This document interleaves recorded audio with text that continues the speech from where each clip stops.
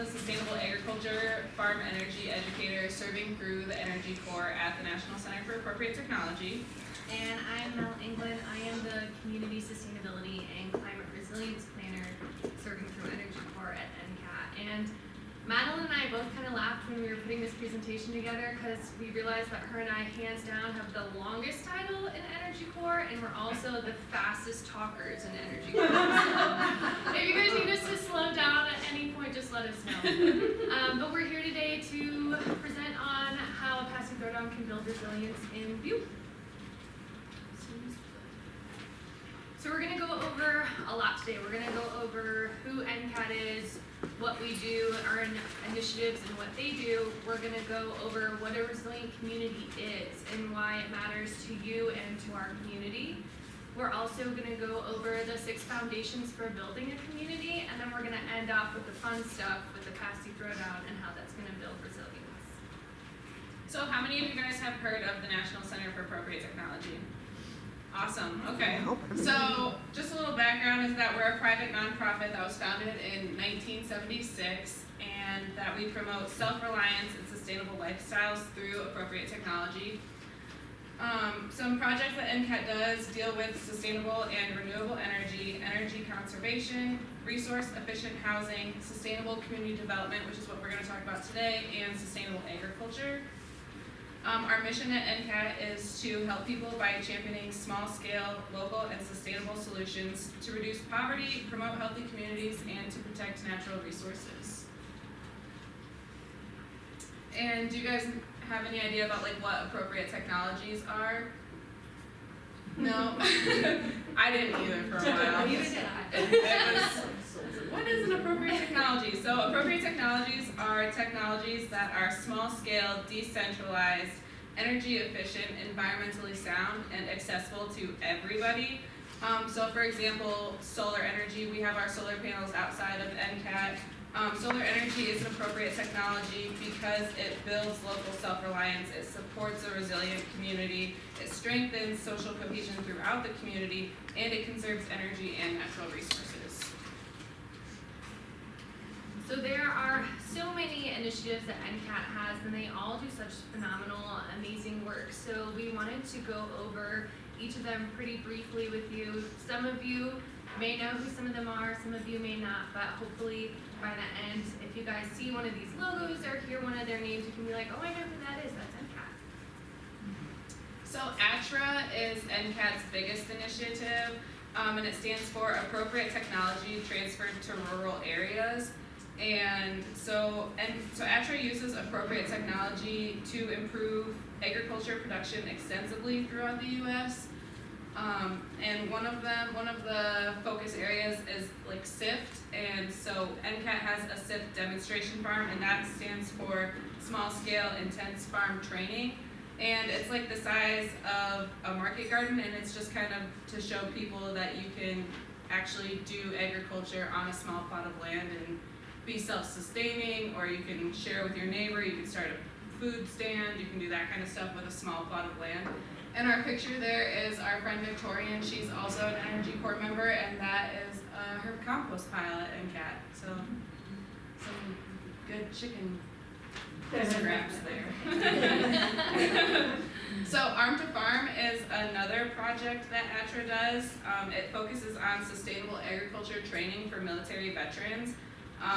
That was my big project for my Energy Corps term. So the goals of Arm to Farm are to train these military veterans and their families to operate sustainable crop and livestock productions, and to create a network of beginning military farmers, and so that they have their own network, they can connect with each other. And then we also provide them with technical assistance as they start and expand their farming operations. Montana has one of the most dense populations of military veterans, so having Arm to Farm out in Montana, because it started in Arkansas, so having the program shift into Montana has been really beneficial. We have a lot of success out here. Montana's Arm to Farm this year happened in April, and we did it in Bozeman, and we had 19 veterans, and I think 5 of their partners were there too.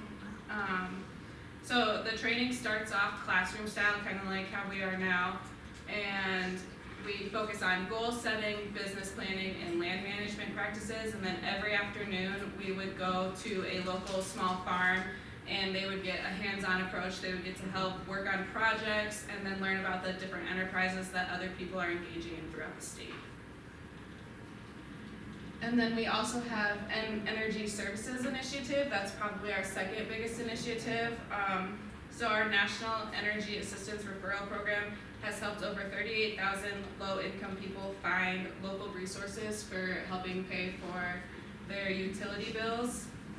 NCAT hosts the Low-Income House Energy Assistance Program, and that's just, it's LIHEAP for short. So they provide technical assistance to those in need for helping pay for their utility bills. It points them in the right direction on where they can get that help. And then that picture is our energy services team. If you see them around, they have assisted 125 Montana businesses and organizations with energy efficiency audits and recommendations. And they have saved over 58 million kilowatts of energy, and that adds up to over $4 million in savings. Wow. So last but certainly not least is Food Corps and Energy Corps. These are both AmeriCorps service networks, and Food Corps originally was only through NCAT, but then it became so successful that it kind of grew into its own thing, but still very much a part of NCAT. The individual all the way to the left is Courtney, and she is the newly appointed Food Corps team leader, and her office is in the NCAT Butte headquarters, so still very much a part. Food Corps' mission is to work with communities to help connect kids to healthy food in school. And they do this in so many ways. One of the most prominent ones is workshops and in-class lessons with kids on gardening, cooking, tastings of healthy foods. And in 2018 alone, Food Corps members were able to help 117 farmers within 3 states help market their produce to local schools and serve them in cafeterias for healthy meals for kids. And then Energy Corps, which is Madelynn and I. This picture you see right here is the most up-to-date recent picture of all your Montana Energy Corps members. We're really all over from Havre to Billings, Missoula, Butte, and beyond.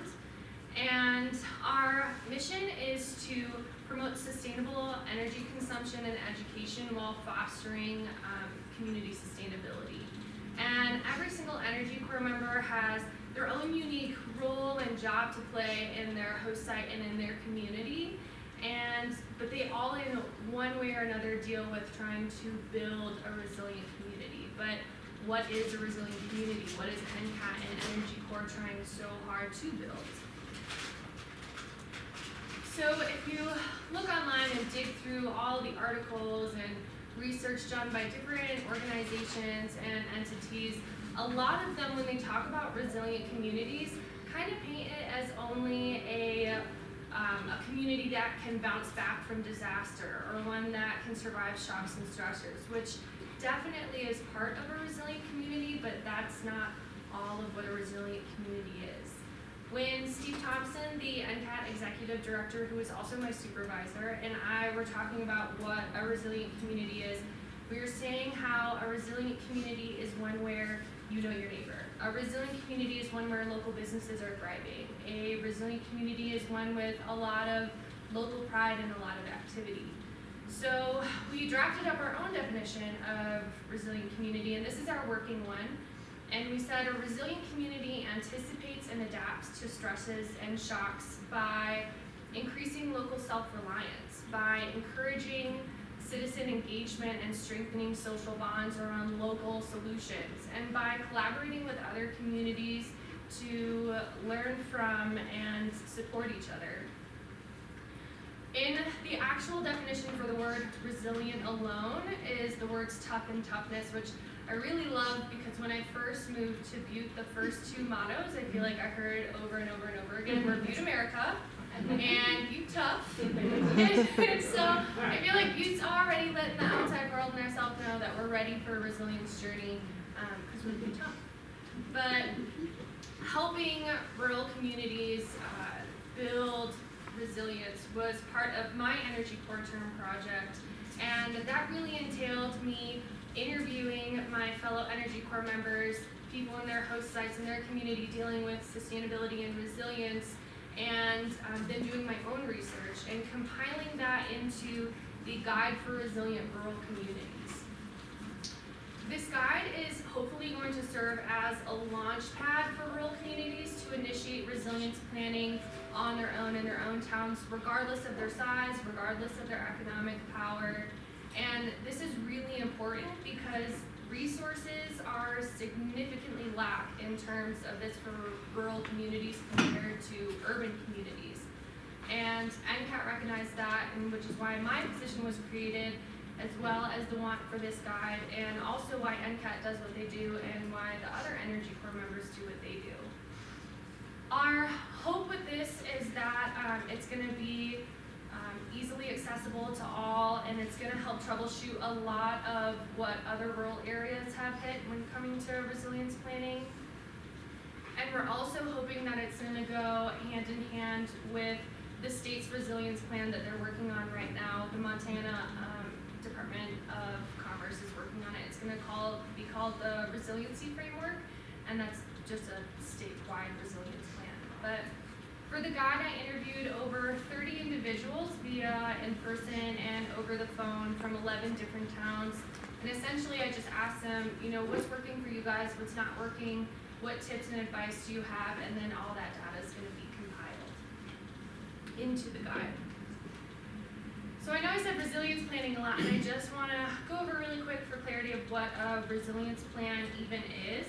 A resilience plan is a comprehensive plan that serves as a community's long-term blueprint. So it provides various approaches for appropriately initiating resilience within your community plan and land use. Different towns all throughout Montana are already doing this, and some have already completed their own resilience plan. Livingston is in the process of doing theirs. Red Lodge has one, Missoula Bozeman, many others, and Whitefish has theirs, which they finished. And they decided to call it the Climate Action Plan.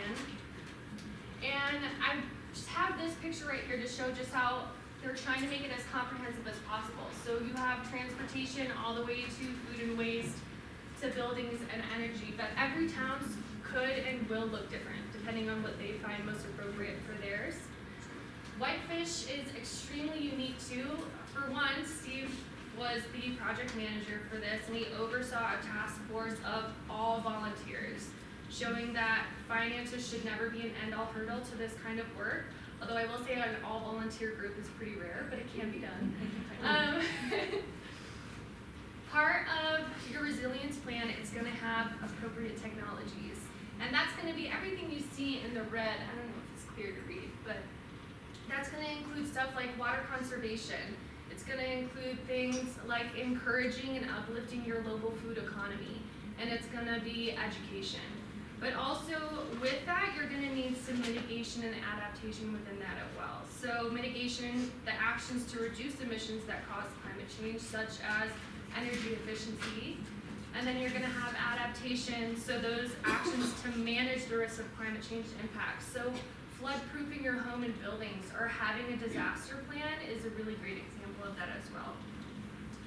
A 2017 report from the National Institute of Building Sciences said that if a community, for each dollar that they invest in mitigation and improving building codes, saves a community $4 to $6 in disaster losses, which is a phenomenal return on investment. So aside from economic benefits, which is definitely a huge one, especially in rural areas that maybe don't have the financial means to make the resilience planning happen all at once, there is even more. So one of them is that it helps communities make smart investments. Energy efficiency is a great one that's pretty low-hanging fruit, just changing out light bulbs and the such, and usually it has a pretty short return on investment for that.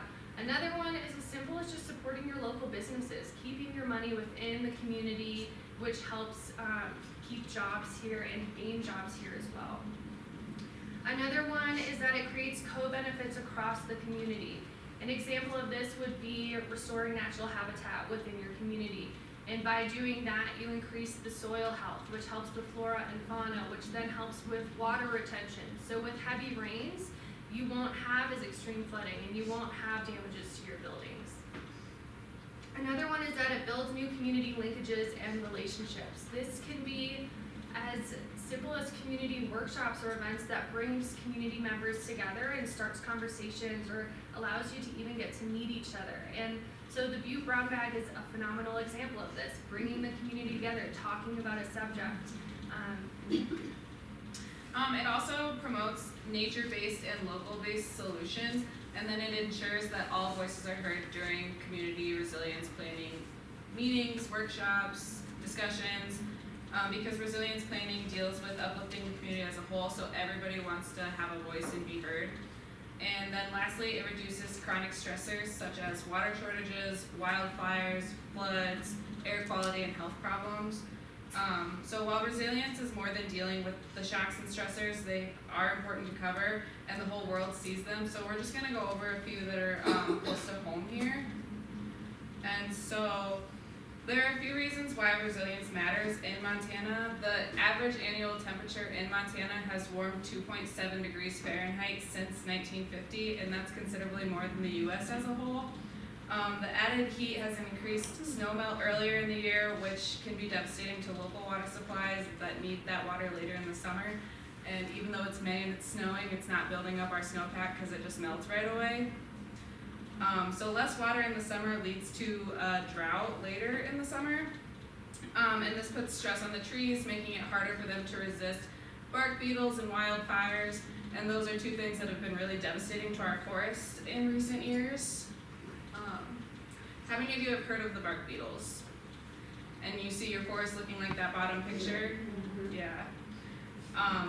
So with temperatures rising, it allows these pests to move farther north and then higher up in elevation, and then their larvae last longer and it can reproduce in more areas. And it does leave our forest looking like this, especially that stretch between here and Helena. I know that one's really bad, yeah. So between 2000 and 2015, 14 million acres of forest have been damaged because of these pests. And then since 1997, roughly 2% of trees have been lost each year, which adds up to 800,000 acres of forest here in Montana. Flash floods are rapid floods that generally occur in low-lying areas due to heavy rainfall or rapid snowmelt, and they occur in 6 hours and less. In July of 2017, one rain event caused $660,000 worth of damage in Anaconda, and this event occurred due to rapid rainfall on top of snowmelt due to above average temperatures, and this was the second worst flood since 1975 in history, and so that's pretty significant. And then agriculture is also an important factor because farmers and ranchers put over $4.2 billion annually into the state's economy. And with that being said, this is something we do want to protect, and climate change is going to make that difficult for us moving forward. So we are seeing more invasive species spreading throughout the state due to it being warmer, allowing them to move up farther and thrive in a new area. And this is causing farmers to look for new crops and livestock that can fight against these invasive species.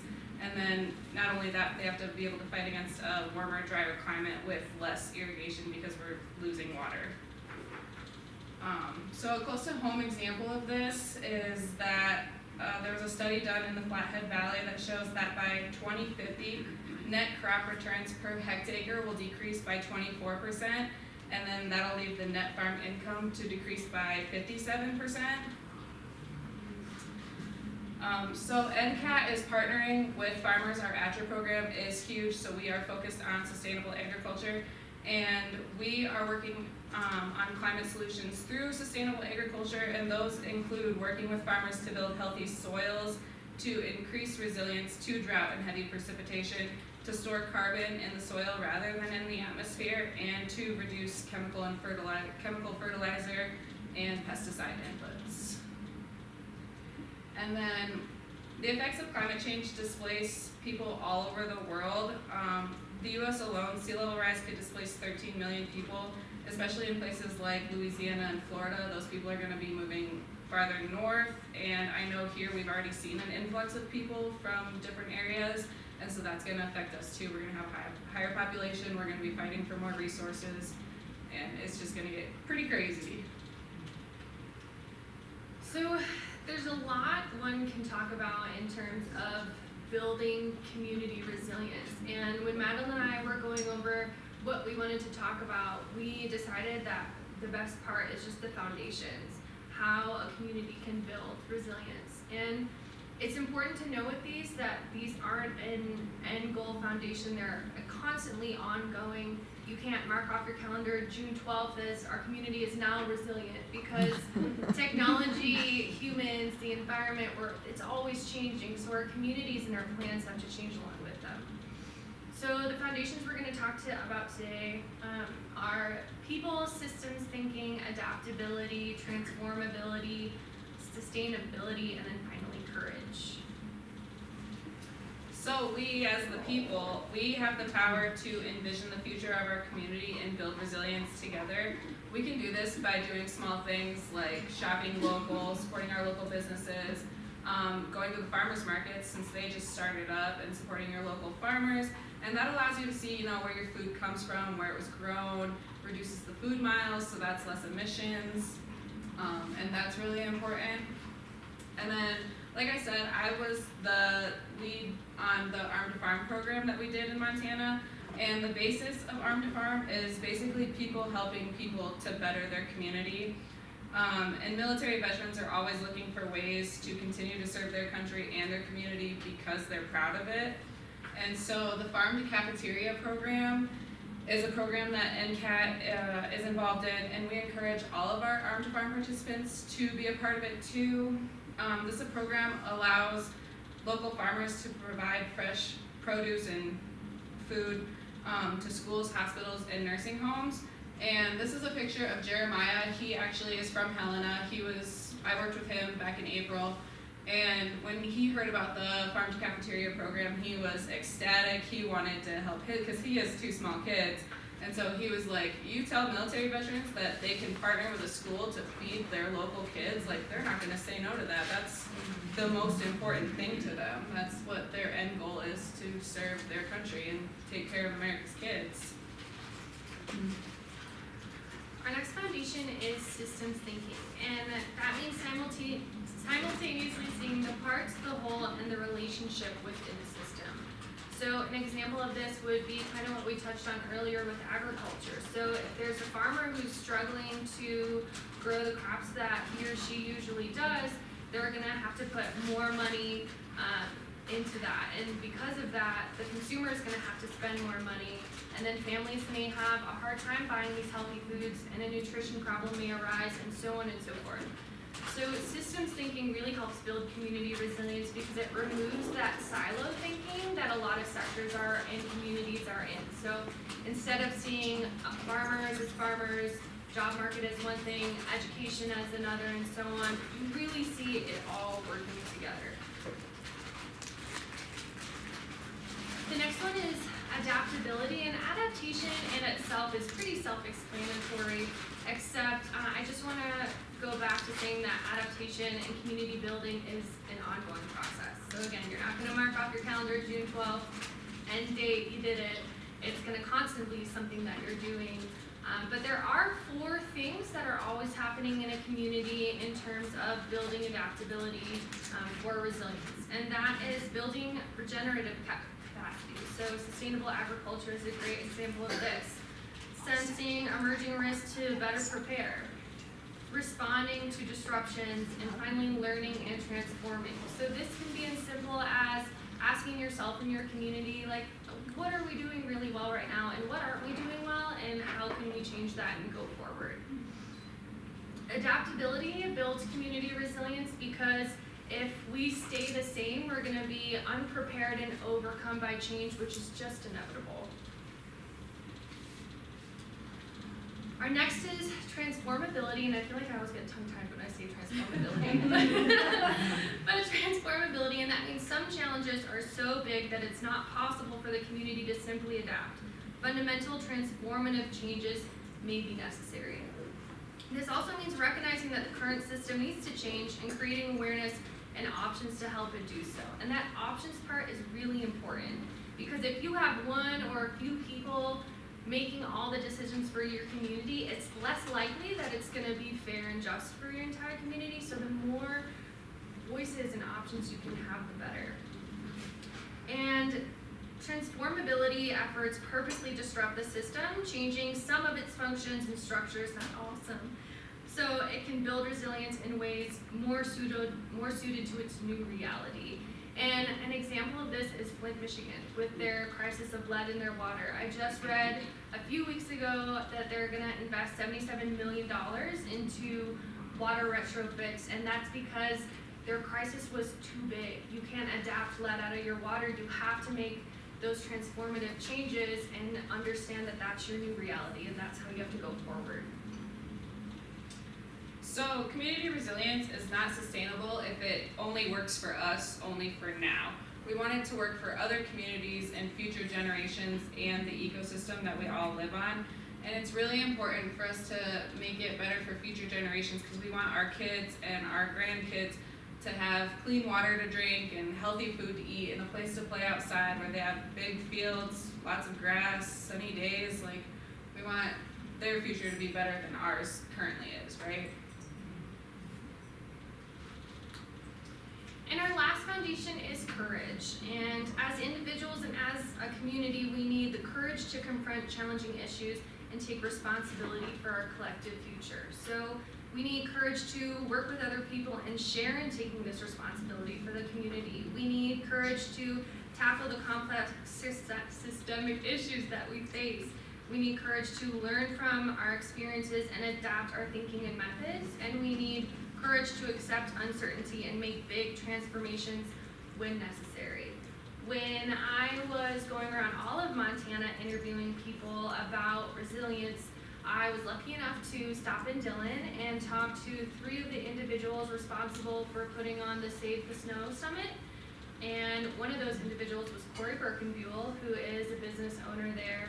And when we were talking about the environment and Dillon and their community, he told me, I knew voicing my concerns about climate change and how it will affect Dillon and the community would result in people refusing to shop at my store anymore. But I knew I had to do it. I knew that this was important. So today we talked about a lot. We talked about who NCAT is. We talked about what we do, what a resilient community is, the foundations for building a resilient community, and what's going to happen if we don't take on this challenge and create our own resilience plan. And now we're going to talk to you guys about how Butte is going to initiate resilience through a Pasty Throwdown party. And we have a brief video for you guys, if it goes. And it's about Sosten Fest. How many people have heard of Sosten Fest? A few? Okay, awesome. So it's our executive director and co-chair, Heather Lingle. Thank you for visiting the Summer Sosten Fest and Great Pasty Throwdown website. I'm Heather Lingle, and with me is the executive director of NCAT, Steve Thompson. Hey, Steve. Hey, Heather, how's it going? Good. And also I have here, this is little Minnie Lou, and she's going to help us tell you about this all-day, family-friendly festival right here in Butte, Montana on the NCAT campus. So, Summer Sosten Fest. What does Sosten mean, Steve? I'm glad you asked. Sosten is the Cornish word for food or sustenance. And so this celebration on June 8th is going to be all about local food, especially the pasty. The highlight of the Summer Sosten Fest is going to be the first annual Great Pasty Throwdown. Right. Yeah. And this is for bragging rights, people. I mean, bring it on. Let's see what individuals, restaurants, you are invited to enter your pasty into this contest, and we're also partnering with the Butte Chamber of Commerce, and we're issuing the challenge to other neighboring communities and businesses. Bring it to Butte, bring it on. Let's see what you got. Fantastic. And you can learn more about the pasty competition and register here on this website. Just click the link. So I think there's also going to be like live music all day. There's going to be a great children's area with a petting zoo. You can come pet this little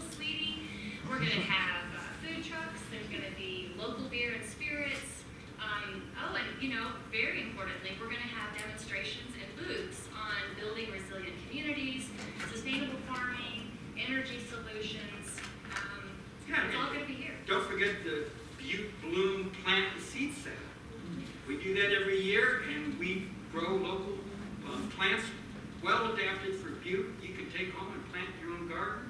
So that'll be available as well. Right Great. here from our local SIP farm here in NCAT. Right here in NCAT in Butte, Montana. So sounds like it's going to be a great day. I think so. All right. So, fantastic. Have to give this a try.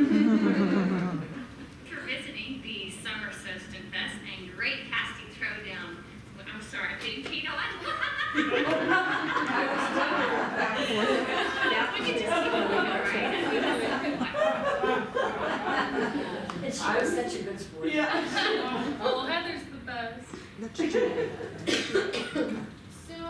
wonder if this will basically out of it. Yeah. So, Sosten Fest is all about bringing people together, having neighbors meet neighbors, fellow Montanans meet fellow Montanans. But you can come even if you're not from Montana. We really just want to celebrate local and celebrate the great organizations and businesses that make Montana so great. For our pasty competition, in order to enter, we require you to use at least one local ingredient, but you do get extra brownie points the more you use. Because we want to celebrate and take pride in our local farmers. We're having local entertainment to show that you don't have to go far to be wowed and amazed in Montana. And we're having local exhibitors and vendors who are going to be able to talk to you guys about a slew of topics, from local honey all the way to Ann Bone, who's coming to sign her most recent book about Butte. Overall, we just want conversations and inspirations to spark at Sosten Fest that will help build resilience and build a stronger, tougher Butte. And so we thought we would end with a quote from Nick Tilson, an Oglala Lakota Nation tribe member and the executive director of a community development corporation, who stated that resilience and regeneration is as much about healing the human spirit as it is about green buildings. And we hope after today you guys feel the same way.